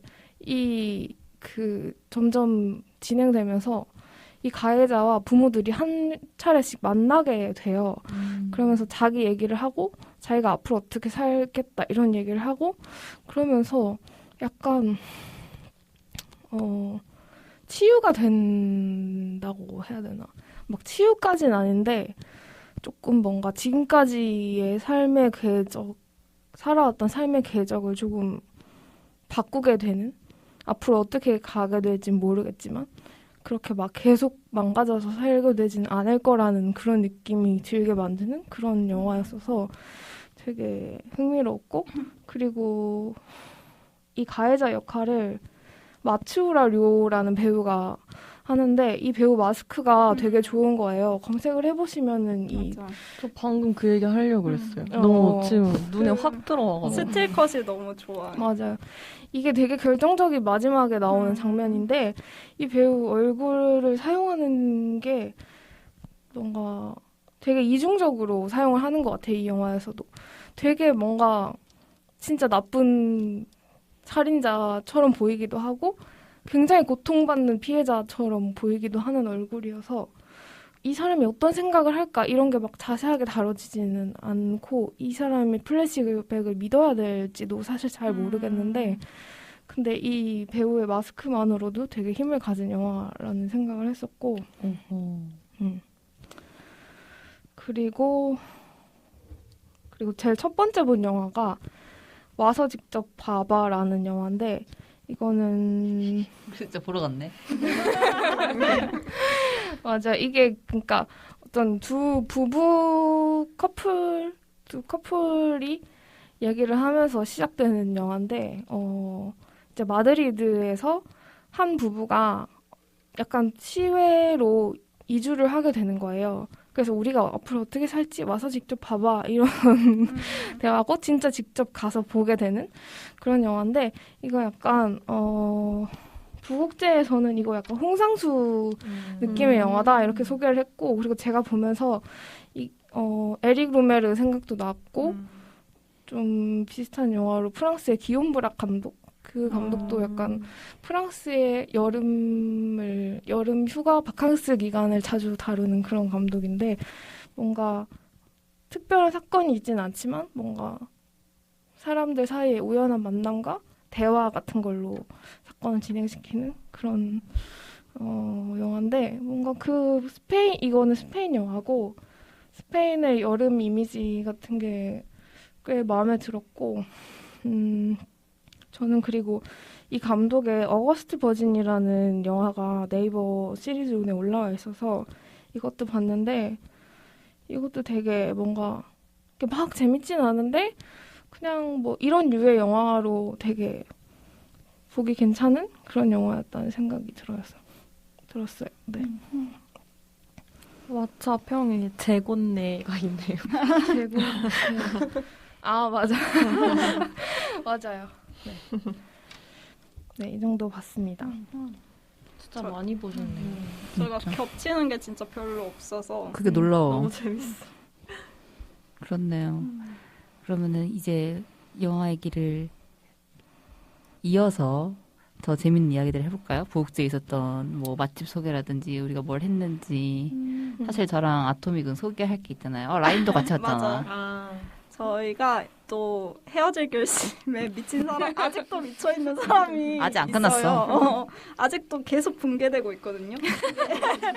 그 그래서 이제 그 설애랑 혜준이 취조실에서 먹는 스시가 굉장히 유명해졌잖아요. 그게 이제 형, 왜 그 여자한테 그 스시 사줘요? 형, 이거. 그 여자한테만 왜 스시 사줬어요? 이거 수환이가 질투하잖아요. 정말 먹어보면 수환이의 마음을 100배 이해할 수 있는 정말 맛있는 곳이었고, 영화상에서는 시마스시라는 명이지만 실제 이제 상호명은 스시난이고 동백섬에 있어요. 그래서 거기를 이제 저희 헤어질 결식 같이 게스트로 녹음했던 너프랑 저랑 아직도 헤어질 결식입니다. 아직도 하거든요. 아니 근데 저희 숙소도 맞아. 저희 숙소는 그 혜준의 집을 촬영한 그 숙소예요. 그래서 뭐 실제로 스태프분들이랑 뭐 감독님도 거기서 숙박을 했다고 뭐 하시던데 뭐 자세한 건 뭐 모르겠지만 아무튼 어쩌다 보니 거기에 묵게 되었어요. 어떤 방이요? 그 수사 네, 할 때 네네 부산에 혜준 혼자 사는 집. 그 설애가 재워주던 그 집이에요. 근데 뭐 물론 촬영할 때는 뭐 벽지나 약간 그런 공간을 좀 세트를 뭔가 더 하셔서 그런 모습이 남아 있는 건 아닌데 아무튼 뭐 촬영지라고 하네요. 거기서 이제 지냈고 이제 스시나는 일부러 예약을 해서 갔고 부국제 기간이라 아무래도 영화도 좋아하는 사람들이 약간 벼르고 올 수도 있을 것 같아서 일단 예약을 해서 갔고 이제 가면은 특 모듬 초밥인가 그걸 시키면 원래는 홀에서 먹을 때는 그냥 따로 그 도시락이 아니라 따로 나오는데 요새 사람들이 와서 그거를 자꾸 도시락으로 요거를 물어봐서 이제 아예 그냥 도시락으로 주세요. 그러면서 근데 진짜 맛있었어요. 진짜 맛있어. 4만 원이 내가 살면서 먹은 아이고. 초밥 중에 제일 맛있었어. 근데 진짜 너무 4만 맛있어. 원이면 맛있겠네. 진짜 맛있어. 그러니까 모든 재료들이 다 신선하고 맞아. 성게 알마저 너무 고소하고 맞아. 최고였습니다. 저희가 우니를 별로 안 좋아했거든요. 근데 거기 건 진짜 비리지도 않고 맞아. 너무 맛있었고. 안 비리 하나도. 그리고 이제 그 요리하시는 분 말고 홀만 보시는 것 같은데 아무튼 사장님이라고 칭해야 되나? 여자분이 이제 막 계속 이것저것 설명을 해주세요. 막 뭐 얘기해주시고 근데 그러다가 저희가 다 먹고 계산하면서 진짜 너무너무 맛있다. 막 이런 얘기하고 좀 막 뭐라 해야지? 칭찬이 아니라 뭐라 하지? 저희의 감상을 막 얘기했거든요. 아, 부국제마다 올게요. 막 이러고. 그랬더니 되게 기분 좋아하시면서 영수증 그 사인하는 거 있잖아요. 거기에 그냥 사장님이 하트로 이렇게. 귀여우셔. 진짜 너무 귀여우셨어. 진짜 맛있고 진짜 친절하셨어요. 아주 추천드립니다.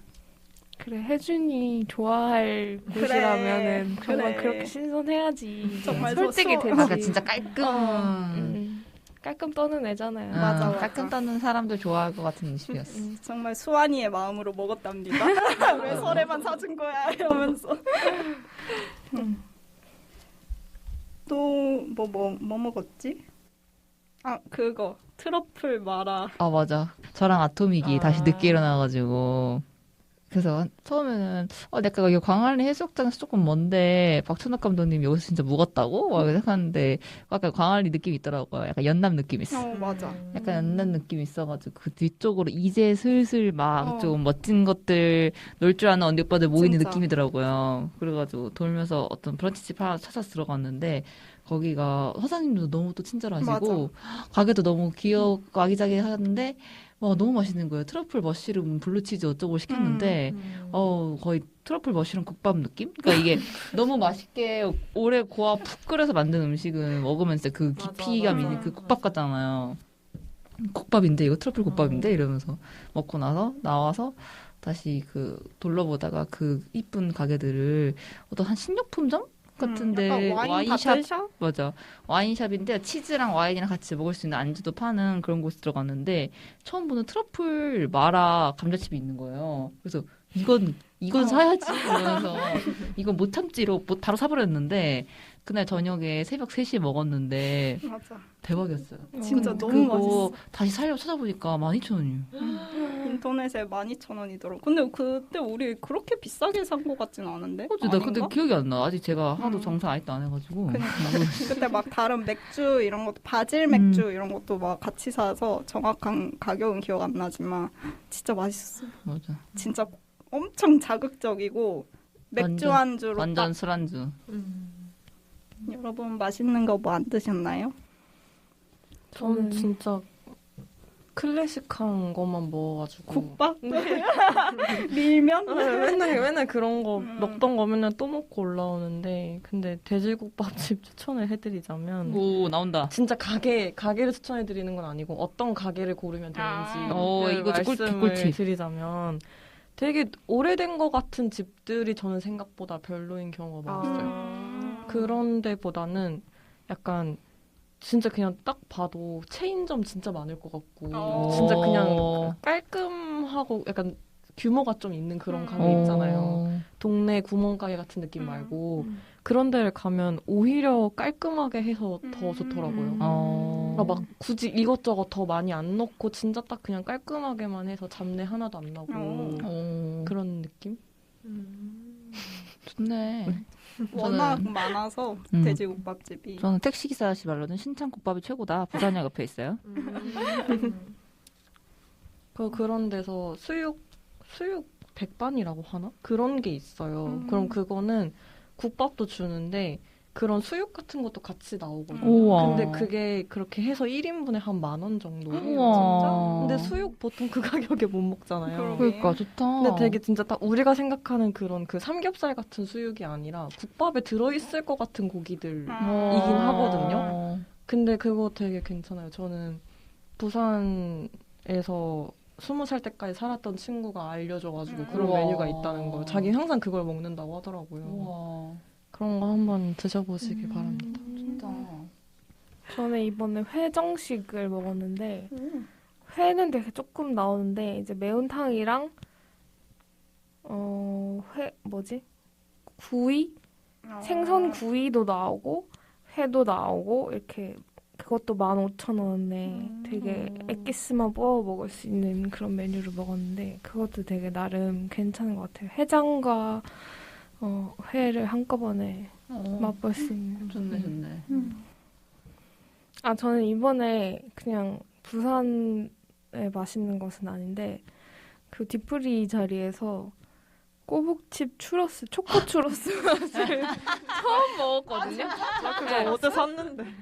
그거 진짜 맛있더라고요. 그래서 저 거기에 저 그거 꽂혀서 진짜 좋아해요. 계속 먹고 있어요. 아니, 나 근데 그때 그걸 먹으면서 너랑 이거 진짜 맛있네? 나 왜 몰랐지? 이러면서 그걸 막 들었는데 그냥 언니 되게 술 기운에 저러나 이랬는데 진심이었네.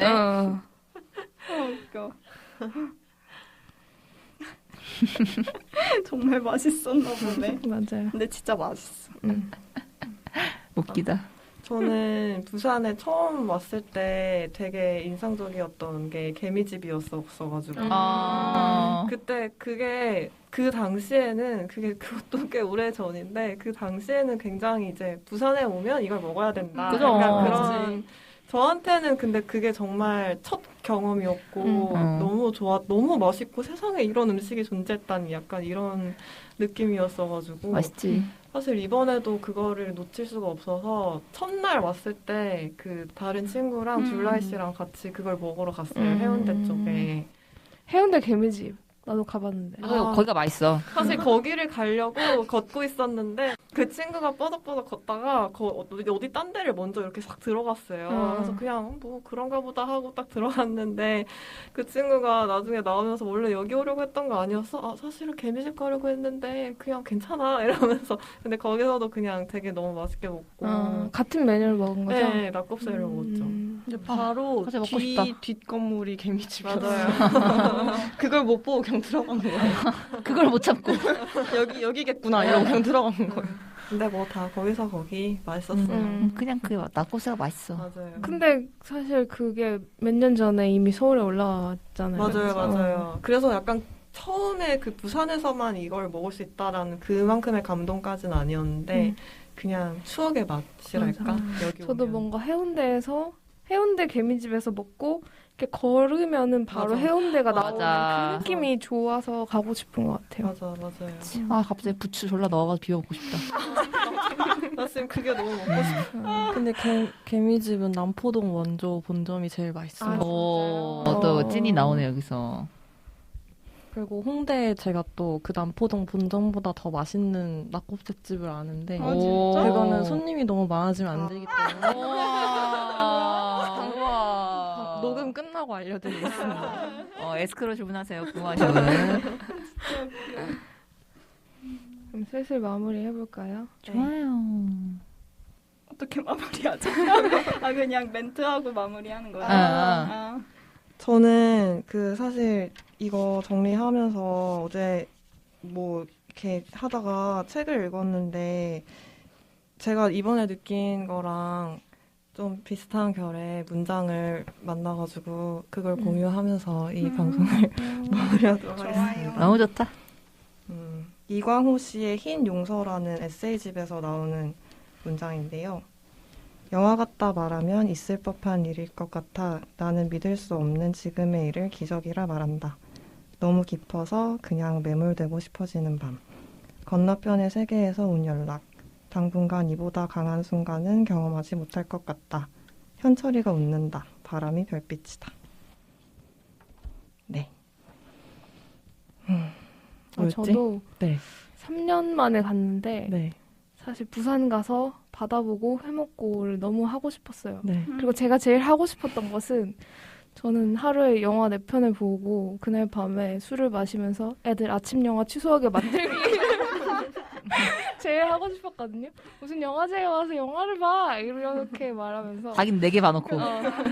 근데 이제 영화를 다들 취소하진 않고 가서 보긴 봤는데 그러더라. 맞아, 대단해. 근데 영화 타카라를 다들 보러 갔는데 푹 아침에 잘 자고 일어났다 보면 후기를 듣고 굉장히 만족했습니다. 그러니까 진짜 항상 영화제 오면은 영화도 너무 좋은데 사실 이 사람들 저희가 항상 같이 가는 이 동아리 친구들과의 시간 맞아. 네. 맞아.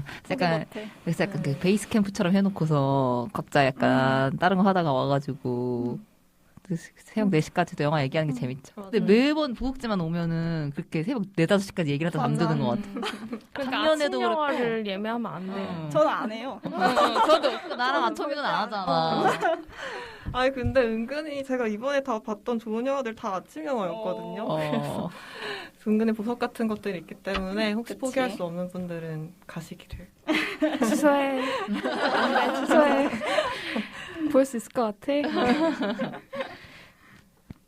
네, 마무리 네. 해주세요. 상영이 끝났으니 계단 조심하셔서 천천히 나가주시기 바랍니다. 다음 영화도 기대해주세요. 안녕. 안녕.